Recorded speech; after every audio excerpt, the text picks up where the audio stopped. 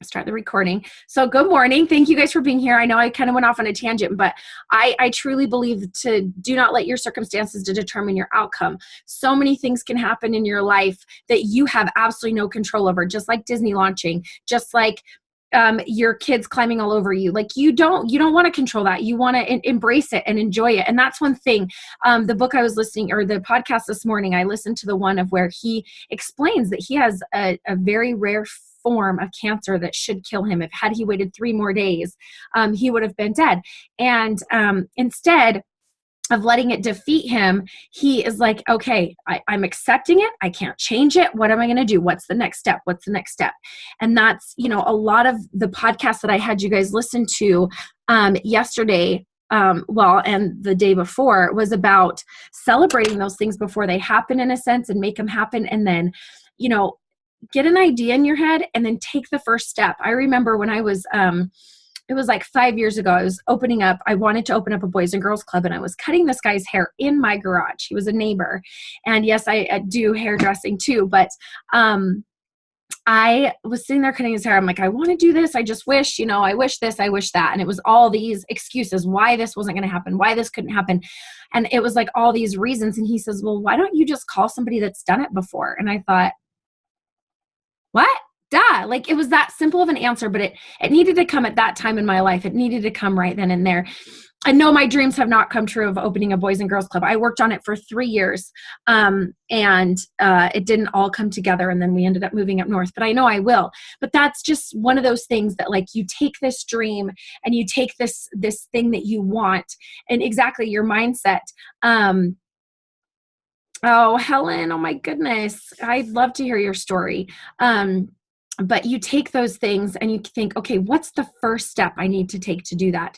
Just like she did in the podcast, just like Gail did it. She was like, how do I prove to this soldier, how do I prove to him that people care? So if you didn't listen to the podcast, go back and listen to it. I highly recommend it. Congratulations, Helen. What's your last name? Just so I have it. I'm taking notes. Fibromyalgia. You guys are so amazing. You guys are so, so awesome. Look at the things and the trials and struggles that you guys go through, and you're not going to let it stop you. Just like our sweet girl who was hard of hearing and deaf. I mean, she did not let that stop her and get her down. She still runs this business. Ash, look at that.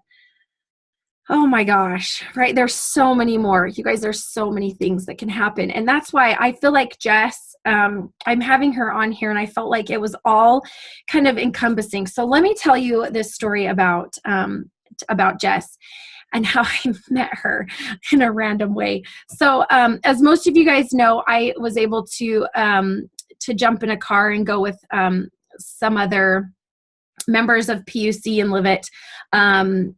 Kelly Bybee, Jenna Jones, and Samantha Dopp. And we jumped in my car and drove up to Wyoming, and where Deanne was doing her training. And it was a 3.5-hour drive. It was so awesome. I went there. We had the training. It was amazing. We went back to the ranch to stay the night. And on my way to the ranch, I get a phone call from Sadie Thompson, who's another mentor and good friend of mine. And she's like, okay, so one of my girls, she dropped her LuLaRoe card. She's pretty sure it's in the house somewhere. She's super nervous to go back. She doesn't know anybody, but she has to go back and get it. Like, she can't even drive home. And it was already 9 o'clock at night. She can't even drive home before she gets this card. And so I was like, okay, I'll watch for her. And so I didn't know when to expect her or anything. So I go about my day, and I'm just upstairs kind of laying on the bed talking to Zoe and Xanthi, who are the twin models that are Deanne's nieces, and Deanne's another niece who had this little boy that was about my little boy's age. And we were all just kind of chatting in there, and in walks Jess, and she's like, hey, Brittany, I'm Jess. She kind of introduced herself to me. And I said, oh, good. I'm glad you found it. And I said, why are you going home? You have a long ways to drive. Don't go home. She's like, well, it's fine. It's fine. No, I'm going home. She's like, I am driving home. And we just got talking. I don't know. I think we just sucked you in somehow. A few conversations sucked you in, and you're like, I still think in the back of your mind, you're like, okay, I still got to drive home. It's getting late. And I think, was it Mark? You'll have to tell the whole story. But I was like, girl, we will find you a place. There are, there are spaces. We'll make it work. We'll figure it out. Like, don't even worry about it. And she still was so adamant to go home. And finally, you'll have to tell, like, what made you decide to stay. And then the next morning, she stayed the night. The next morning, I am an early riser, always have been. So I am a morning person. So obviously the miracle morning is not as hard for me, but it's still, what I was doing with my mornings was not as productive as what I'm doing now. So I went out and I was walking the property and, just fell in love with this sweet horse. Oh, I forgot what his name was. I know she told me anyways. And I was just sitting out there, and out walks Jess, and she starts telling me her story after talking to one another. And I was just mind blown. I'm like, you have to come share. And I tried to get your video this morning, but it kept opening up to the Backstreet Boys one now that I remember. And so I would really like you to send me the link to that video so I can share it with the girls here. But she has such an amazing story and what she's done with some struggles and trials, and how she's made this business work for her is just awesome. So Jess, thank you so much for being on here. You're so awesome. And I'm really excited to even hear more of your story on here, because I feel like there's so much more to it. And to you as a human, you just touched me so much, even in those few minutes that we just hung out in the morning. And that's like, you take advantage of those moments. Like, Jess didn't know anybody, but she's like, I'll sleep on a couch. I'll figure it out. And I got to have that connection with her, which was worth it. You had to stay because you had to get to know me better. So sorry about that, but that's the way it is. So thanks again for being on, and I'll let you take over. Thank you, lady. I'm Jess. I've been in the business about a year. What Brittany is talking about is I am so awkward sometimes. I'm like, nobody knows me. I'm just going to leave. I didn't want to be a bother to anybody. And I just ended up just talking to a bunch of people. I was trying to leave, and everybody just wanted to say hi, and it was amazing. And as I was walking out the door to go to my car, along pulls up T.E.A.M and Mark, and I'm like, oh gosh, they don't know I'm here. This is uncomfortable.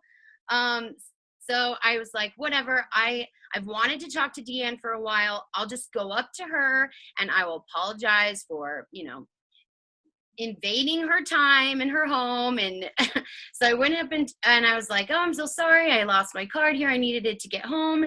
And she was like, oh, it's fine. Like, why don't you stay? And I'm all, no, I'm not going to stay. She goes, why? You don't want to hang out with me and Mark? I was like, that's awkward. I do, but I'm sorry. And then Mark, I hadn't talked to him yet, and she walks in. I'm like, no, it's okay. Thanks for letting me grab my card. Mark, on the other hand, he's like, oh, you're going home? It's 9:00. You're not going to be there till 2. We're going to find you a place to stay. Give me your keys. He didn't give me an option. So I was staying at this ranch with Mark and Deanne and everybody that I don't even know. And Brittany was so sweet.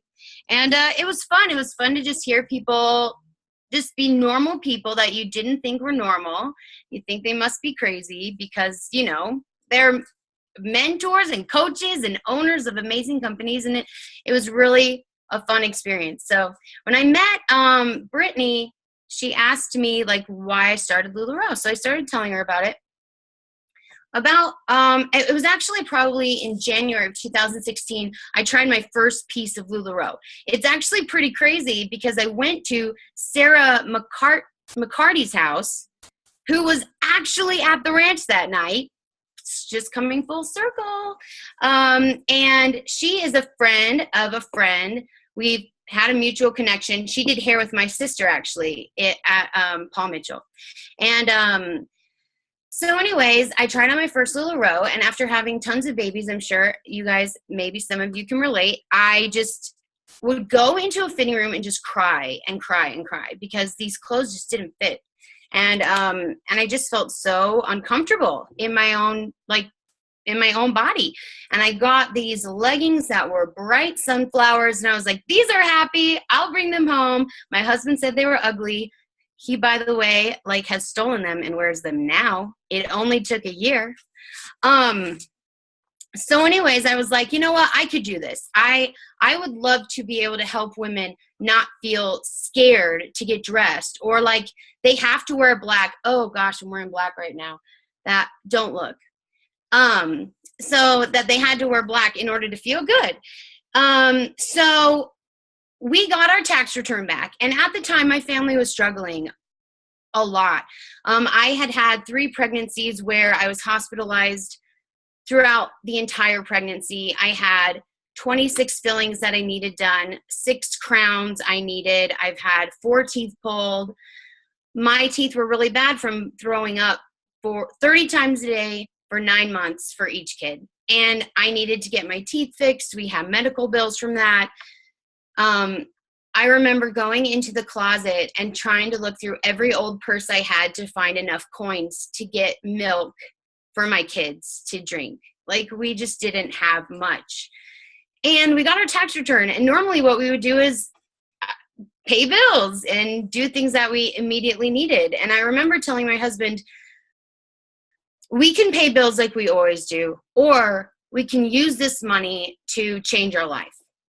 And he was on board 100%. He said, all right, if you think that that will work, then let's try it. And I was like, well, I don't think it'll work. Like, we're going to make it work. Like, we don't have the option of it not working. Either we're taking all this money away from our family for nothing, or we can take this money away from our family and make it better. So I joined the queue. I called up, I messaged a mentor, and she had a full team. She's really great. We've made amends. And she passed me on to another girl. And this girl and I, we just didn't click. But she was nice, and she helped me along my way. And in the time that I was in the queue, we met this family, and it was this woman. She came from Venezuela, and Venezuela is literally one of the worst countries for people in South America right now. And she even worked for the government there. And her family was waiting in 3-hour lines to buy a thing of milk and a thing of cheese, which would cost them $120 for one thing of milk and one thing of cheese. So she left everything she had and came to America to try to work to make enough money to bring her kids here. And I met her, and it broke my heart that she wasn't with her kids and that she couldn't get work. So I decided that instead of having my tax return for me, for our family, that I would give it to her. And I found her jobs, and we bought tickets for her kids, and I helped her clean houses so that we could get enough furniture so that her kids could have bedding. And I forgot about LuLaRoe for a little bit because the queue was so long. And I used up all my money. Well, I found out that I was probably going to get my call within a week, and we didn't have anything. Like I said, we could barely get milk. So I was talking to my husband, and he decided that he was going to go ahead and sell his car. So my husband sold his car so that we could onboard. And we had the money again. And when I got my call, the bank freaked out. And because I have a credit union, they're like, oh, it's going to be 10 days. And so I told my then sponsor this, and I think she kind of lost it. I think I was going to be the one to make her trainer. So she kind of like started rubbing me the wrong way. She's a great girl. I think she was just excited. And she was going to pay my initial inventory, and then I was just going to pay her back. And I was like, this is weird. Just wait 10 days. And I was like, I don't understand what is happening. And I was like, nah, you know what? This isn't for me. We sold our car. We'll just buy a new car. I'm not going to do this. So I called home office, and I was like, look, is it okay if I switch sponsors? Like, I really want to do this, but I want to feel good about it. Is it okay? And they're like, sure, no problem. Yeah, just send in a new contract. Switch your sponsor. Well, you can't do that. Yeah, this was way back before you could switch sponsors, FYI. Yeah, you can't really do. This was like a lot. I think they switched it right around this time because they called me back, and they're like, yeah, well, you sent in this new contract, but if you want to, you're going to have to get out of the queue, get back in the queue. It's going to be 6 months or something. And I was like, are you kidding me? So I was really frustrated. And I had a friend who knew Sadie, and Sadie helped me figure it out. And it was still going to be a few months, though, to figure out this whole thing.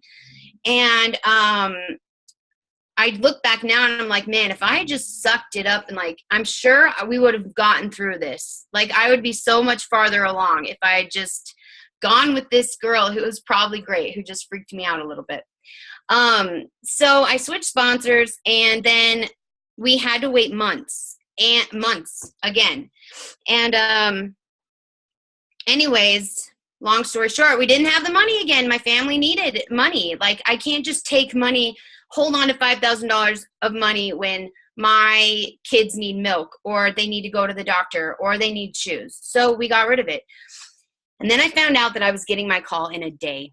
And this is what I wanted to do. And so I got my husband's information and I applied for a loan, and I got accepted. Oh my gosh, I was so excited. I called him. I was like, hey, guess what I just did?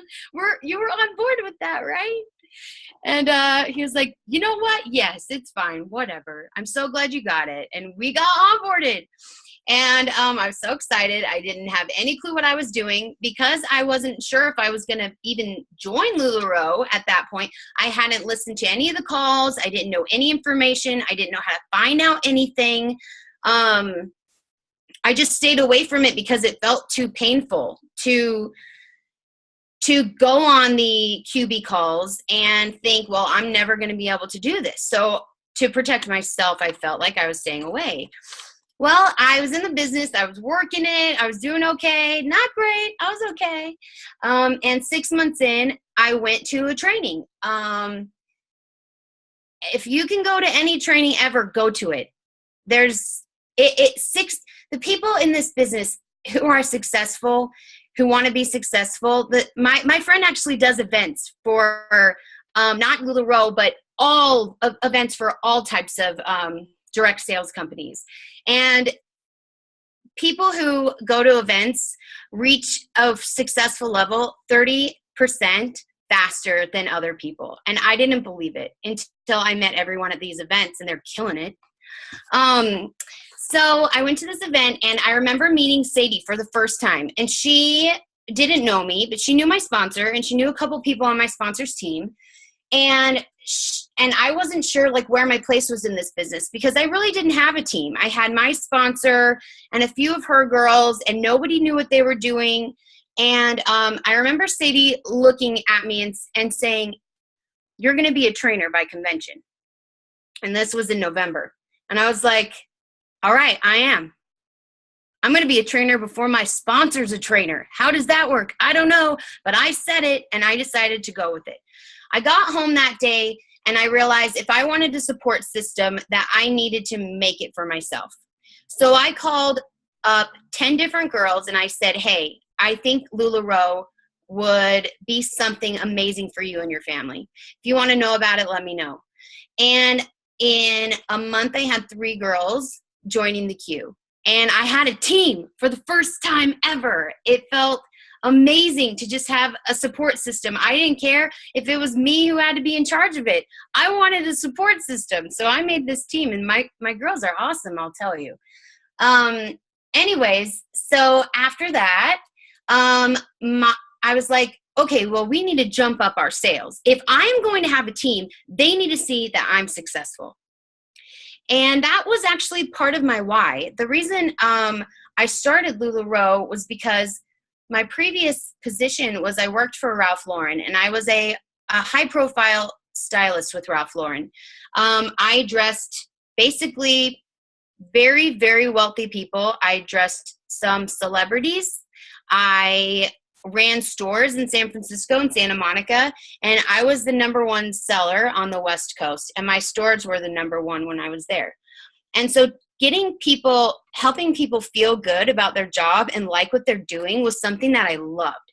So when I started LuLaRoe, I was like, it'd be great to have a team where I can help them reach their goals. It wasn't necessarily about my goals. I just thought, that comes, if you're working your business. But I want to help other people achieve their goals. But they're not going to listen to me if I'm not successful. So I sat down, and my husband wasn't super involved in the business at this point. He would say things like, maybe you can relate. All right, well, when are you going to pay yourself? Because the family needs money. And I'm like, well, the business needs money. So, and we went back and forth with that for a while. My husband is very talented. He has a great voice, and he hasn't sung for a really long time.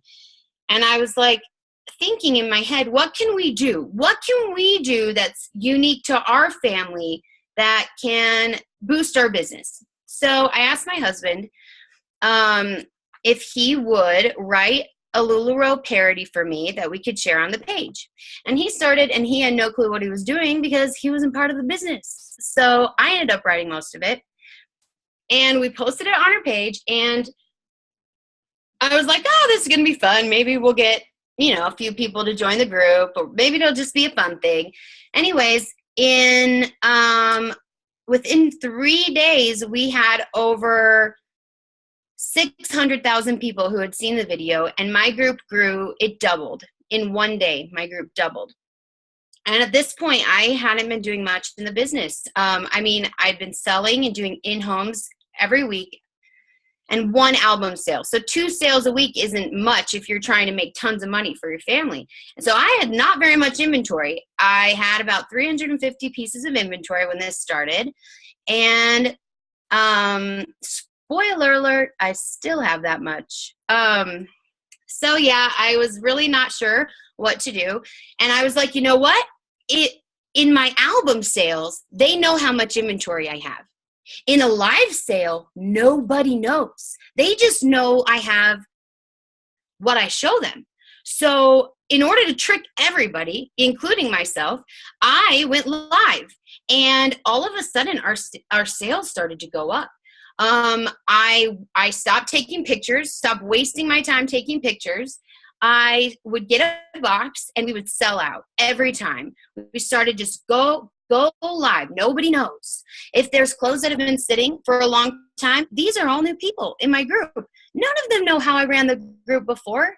None of them know that I had barely any sales in my album sales before. Nobody knew. I got to reinvent my group.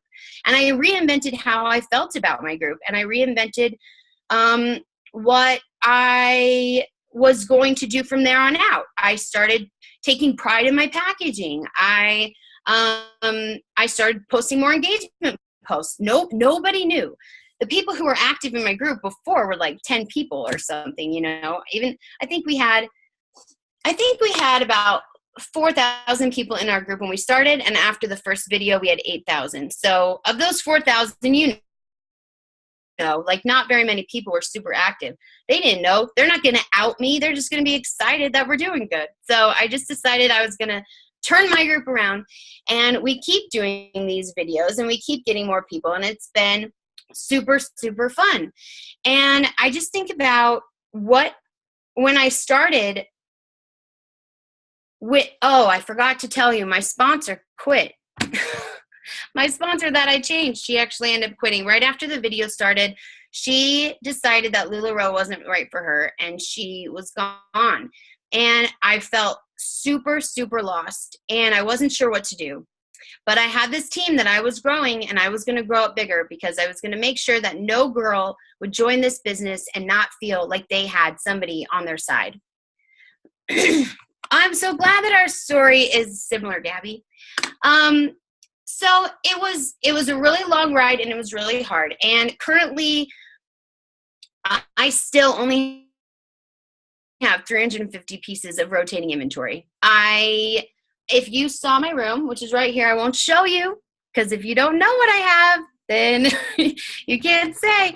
But we sell out of every single box, and every time I try and order more, we sell and sell and sell. And at that point, I realized it's not about ordering to sell. It's about learning how to sell. And once I decided that I was not going to, I didn't have the option of quitting. My family did the money and I wasn't going to quit. And as soon as I found out my sponsor was leaving the company, I decided from that point on that there was nothing that was going to keep me from being successful in this business. And as soon as that was off the table, leaving the business was off the table, it opened up so much more of my mind to be able to figure out how to make stuff work. And I got to focus on exactly making plans for the future. So Beyond Purpose. At Beyond Purpose just recently, somebody spoke, I cannot remember who, and they had us write down every obstacle we felt to this business, which was super emotional for me. I sell currently, I move around through probably 400 pieces a month. I think I'm allowed to say that. I move around 400 pieces a month. Before then, I moved, I don't know, less than 100 for sure. And it's all live sales. I don't post albums. I do wall drops. We have occasional people come shop, but it's all from live sales. So at Beyond Purpose, they had us write down every obstacle we had to the business. And it was a very emotional thing because I thought of all the obstacles that I have had in this business, not having a sponsor, not having a support system, not understanding what the rules are, not like having kids and wanting to spend time with my kids. And I wrote down all these things. And then they had us cross them out. They're not obstacles, cross them out. And it was very motivational for me and healing for me to say, you know what, all of these things are not going to decide how I'm going to run my business. And something that I've taken from that, and I do now every day, every week at the beginning of the week, I write down every obstacle I think I have that week, and I cross it out, and then I write on to the end, so I'm going to. So this week, I have this many things planned, or this is what my kids have going on. And I don't think I'm going to be able to do a live sale, and I cross it out and say, or I get a box and it's ugly clothes, right? That happens. And I just got my box and I know I'm going to sell it on Monday. And I'm like, well, this is an obstacle to my business. This stuff is busted. But I just write, you know what? I got some weird prints, and then I add on to the end. So I'm going to, next to every obstacle, for example, I got ugly prints. So I'm going to pair them with other things and make them awesome outfits. And every single obstacle I have now, I just look at it from a perspective of, well, this is what I'm going to do about it. I'm not stuck. I'm not alone. There's something I can do about it. So if my kids are super busy, what I'm going to do is ask someone to come over and help me with the kids for a little bit so that I've got time to do my live. I just map out my week in a way where I get a prep all my obstacles and myself for what I'm going to do later. How long do your lives typically last? How many times a week do you use it? My lives last anywhere from 2 to 4 hours. I set a goal for what I'm going to do live, and then I do it, and I don't get off until I sell it. When I started off, it was like 5 pieces. Then I moved up to 10. Then I moved up to 20. Currently, my goal right now is to do 35 pieces every live. Sometimes I get it in 2 hours. Sometimes I get it in 4 hours. And I will not get off until I get my number. I go live after 9 p.m. every day. I don't go live before then. My husband gets off at 9. We go live together. And so after work, after the kids are in bed, after a long day, we go live at basically 9:30 Mountain Standard Time. Anytime we go live, our group knows we go live at that time. They stay up for us.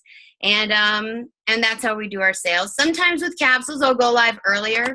I go live 3 times a week, Monday and Tuesday and Saturday. But I have a goal to double my sales, and I figured out how to do that. And if I just go live 1 more time a week with selling just 5 more pieces a day from wall drops, and I could double my sales. So that's my goal for July. Explain a wall drop. So a wall drop is if you put an outfit together and do a flat lay, that is a outfit of the day kind of thing. Or if you have pieces that you love and maybe they've been sitting around for a while, you can talk about those pieces and put them on the page. So I'll do a wall drop of just a single piece that I think is cool and let people buy it, and that helps satisfy my album shoppers, because we're not albums, we just do lives. And then outfits of the day are super fun because that's the number one thing that we sell in our lives are outfits. So I open them up to the group to do outfits too. So I probably post 8 pieces to my page, whether combined in outfits or just single every single day. And people will shop from those. Those are wall drops. They're really fun. What else? I love this because I literally wanted you on here to share your story, and now you're teaching us all how to overcome everything and then just kick some ass. I mean, but seriously, you're amazing. I'm like getting hit up, text messages already. Like, I knew that there was a reason. There was a reason you stayed, and look at all these women you are helping right now. You have no idea. And to think that you took your money when you were going to sign up for LuLaRoe and gave it to another family that needed it worse. And then just to see the more you give, the more you get back. You are a living example of that. And you're amazing. You are so amazing. On your lives, do you take requests? Do you start with styles? How do you kind of run a live sale? And then your husband, you got to share. You guys, I'll get the videos from her because her husband does these amazing videos. Hi, there's the handsome husband. What's up, dude? What up, playa? Hey. I hear we need to go on a double date too. Already scheduled it. Done. Okay. Just tell us the date. That's awesome. Well, and you guys working together and stuff, it's so awesome. So you guys will get some of those videos, or maybe you could type them in at the bottom. Yeah, for sure. So yeah, kind of tell us how you run your life. Your lives, are they like, do you have, I don't know, some people have themes, some people do it like scheduled, or do you guys just hop on and like sell what's in a freaking box and just get rid of it all? What? It definitely depends on the day, but normally my structure is I will put together outfits, tons of outfits. I probably show, I don't know, 30 outfits. And then after that, we'll take requests and do single pieces. If people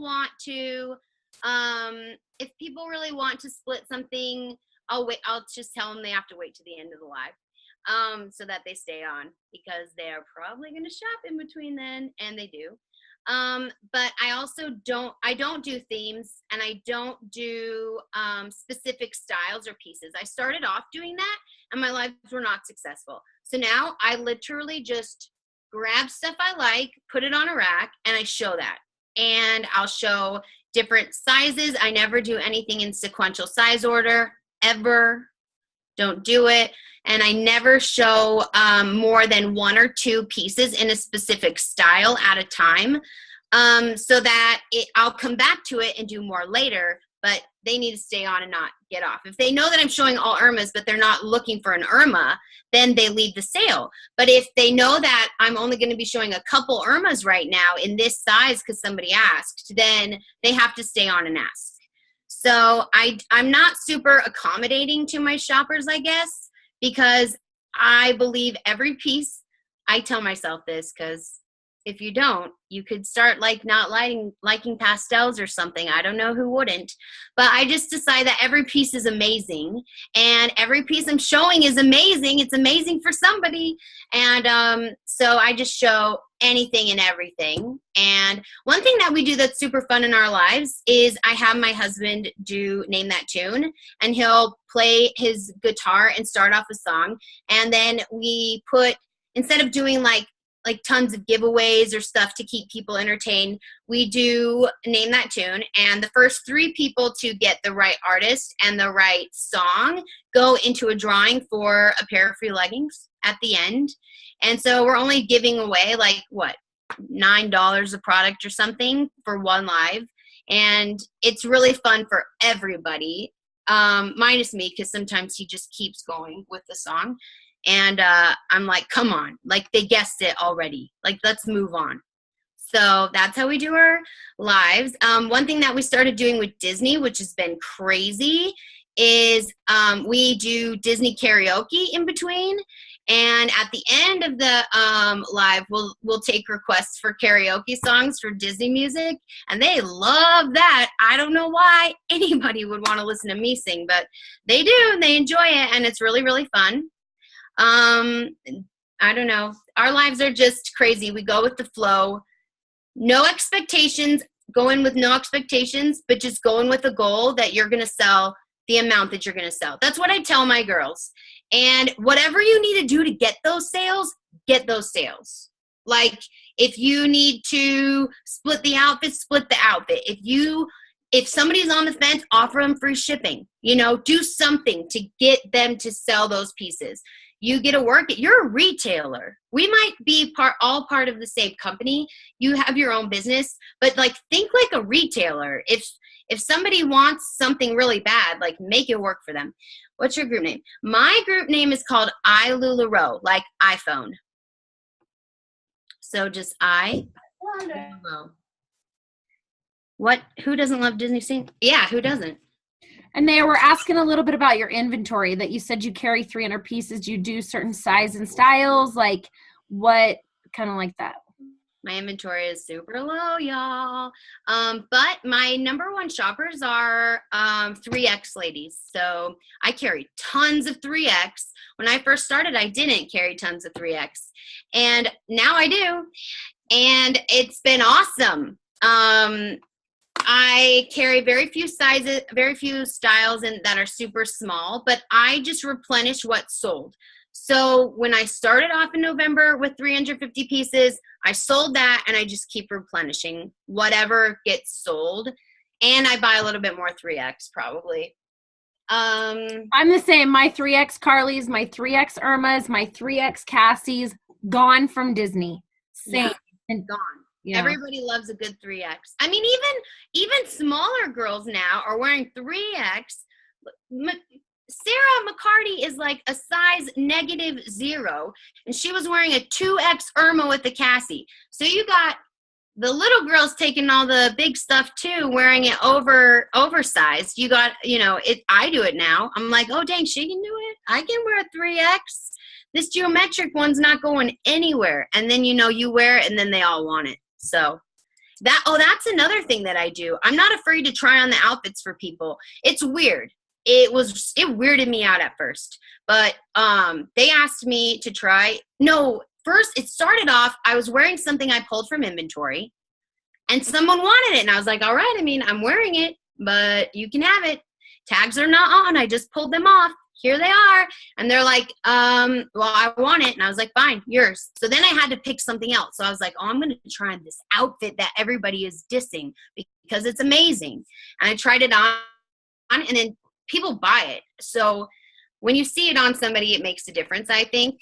So I will try on outfits for people. Yeah.